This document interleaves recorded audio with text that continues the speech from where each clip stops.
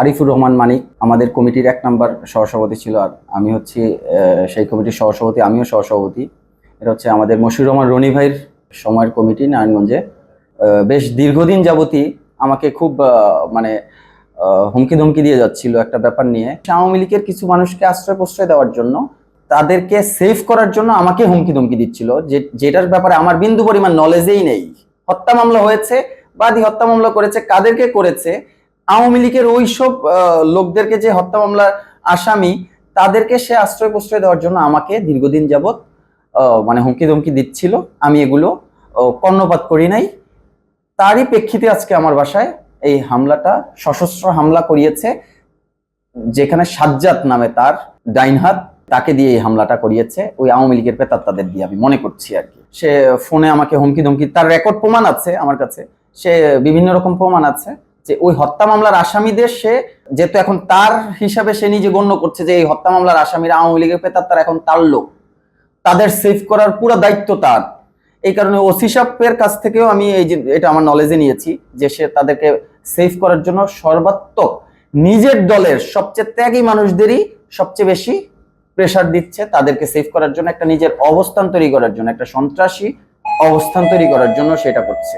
5ই August স্বৈরাচার শেখ হাসিনাকে বিতাড়িত করার পরে, ছাত্র জনতার পাশে সর্বাত্মক সহযোগিতা করে তাদেরকে বিতাড়িত করার পরে আজ অব্দি আমার একটা সাংগঠনিক ছেলে কোথাও চাঁদাবাজি, মারামারি, অন্যায়, আধিপত্য বিস্তার এগুলোর মধ্যে ছিল না, এগুলোর মধ্যে কখনো যায় না, এটার কোনো প্রমাণও নাই।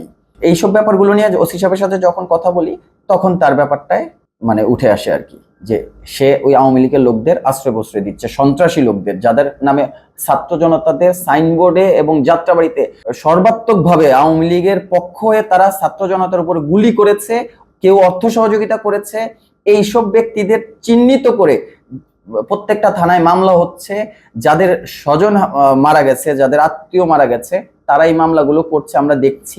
এটা প্রত্যেকটা থানায় এরকম হচ্ছে।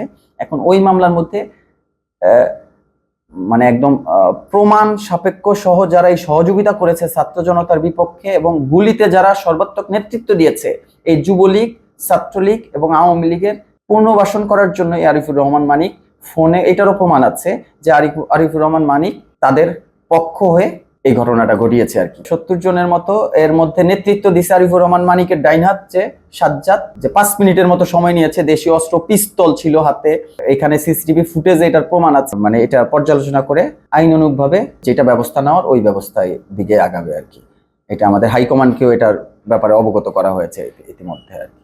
এই আন্দোলন সংগ্রামে এই স্বৈরাচার শেখ হাসিনাকে এই দেশ থেকে বিতাড়িত করার পর্যন্ত তার একটু অবদান নাই এই বাংলাদেশে। আর সে আজকে আমাদের মতো যারা জীবনের মায়া ত্যাগ করে একদম সম্মুখভাবে আওয়ামী লীগের শেখ হাসিনার এই পেটোয়া বাহিনী, ছাত্রলীগ, যুবলীগ, এই পুরা বাহিনীর সাথে আমরা সম্মুখভাবে আন্দোলন সংগ্রাম করে নেতৃত্ব দিয়ে আমরা এই রিস্ক নিয়ে এই আন্দোলন সংগ্রাম করেছি।